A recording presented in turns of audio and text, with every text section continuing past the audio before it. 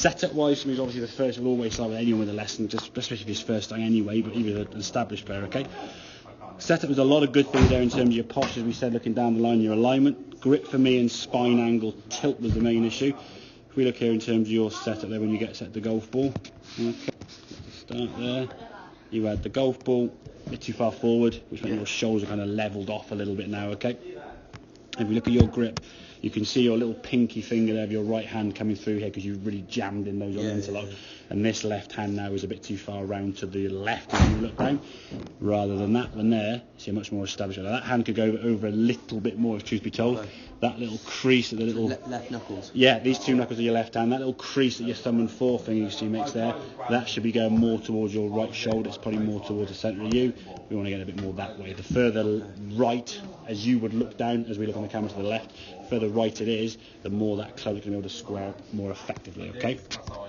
And then in terms of sequencing, so always start with the feet together, putting that club down, and then setting up. So your spine now, you can see now, is tilted to that right hand side. Your right arm's longer than your right shoulder should be lower than your left, only because both arms there are hanging down on the grip, a different position. Your left hand's higher than your right. The shoulders are levelled off. One arm's got to be bent, or your shoulders have to be aiming to the left. Now, if the shoulders aim left on the direction, you're going to pull it left and slice it. Okay, especially if the club face is going to come back wide open. Okay, so in terms of the swing, as you go back, you'll take a very good turn there now. Now your spine's a little bit more tilted and your right hips are underneath. You can turn better.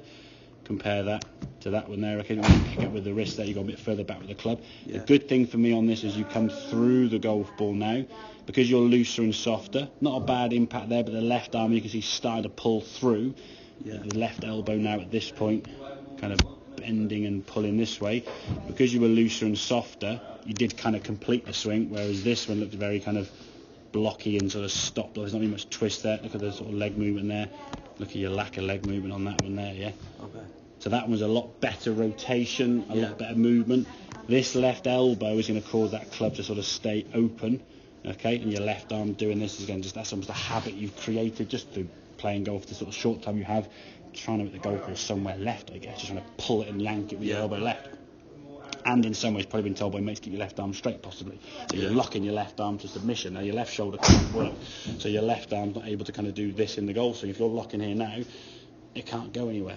Well, if your left arm was to stay straight and be out here, your right arm's not going to reach it. So your left arm has to kind of bend in that way to keep both hands on the golf club. Otherwise, it would find one hand we flinging off and no good to anyone. All right, so setup's going to be the main key. Obviously, when the club was in a better position, your grip was better, and you were generally looser, which is showcasing the fact you're able to sort of get round here. The bad shot was better. A few sort of cutty ones and a few pulley ones. Okay, it will take a bit of getting used to that.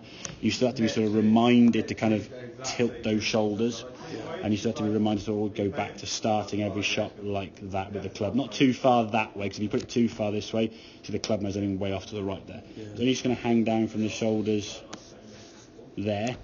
Ideally speaking, you kind of got a straight line from shoulder, elbow, hands and club this way. Then you drop this shoulder down to bring the hand on the golf club, so you've got that spine angle lean and tilt, which you would have in any of the sport. If I said you throw a ball, or hit a tennis ball or kick a football, you'd be tilted behind that object, You wouldn't sort of hit a tennis ball sort of leaning to your left side, you just slam it straight in the ground. Okay, so you want that spine to be slightly tilted when we're doing that. Getting that right shoulder underneath and the left shoulder. So you see there, and I said tilt, and you kind of went there a little bit, So having a little bit of tilt there with a better grip, even though your left arm kind of blocks you this way, which will keep the face slightly open. The face impact was aiming, this blue line we say represents where the ball wants to go. Okay, at impact with the elbow doing what it is, the ball's on the yellow line. With your old grip and old takeaway, the club would be aiming somewhere there. Okay. So it just goes further right. And then the more right it goes, the more left you will try and swing it, and the more slice spin you're going to get with a golf ball, and just the big curves to a point where you put that club in the bag and just give up with it. And go back to sort of 7, 8, 9, 9, because you know you can kind of keep them fairly strong. That's what I've been doing. Exactly, because keep the ball on the golf course as best you can. Yes, we want to use that club. I think it take a bit of practice getting used to that setup and sort of spine angle. And then from the point of view of hitting the goalpost, just for you to learn then, Tom, how that impact feels, or that club face now is going to square up better, rather than the old pull of the left arm high and just almost like a cricket shot, I suppose, in some ways, almost deflecting it off to the right there. But setup will help you do that. If you're sort of set up as you were there now, kind of shoulders level to the grip point, you can't physically do it. You might try so much, but it's just never going to work, okay? That kind of makes sense then, yeah? Cool, lovely.